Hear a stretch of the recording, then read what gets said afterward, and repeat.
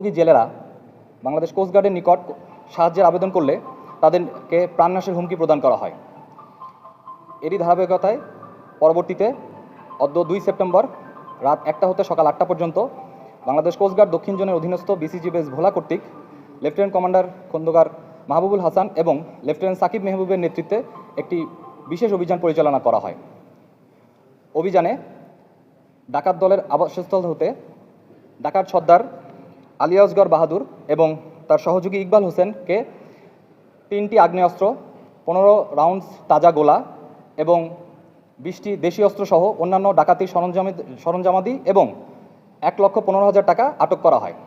আটককৃত সদস্যদ্বয় ভোলা জেলার সদর উপজেলার ধনিয়া 7 নং ওয়ার্ডের এবং চরমনসা 6 নং ওয়ার্ডের বাসিন্দা।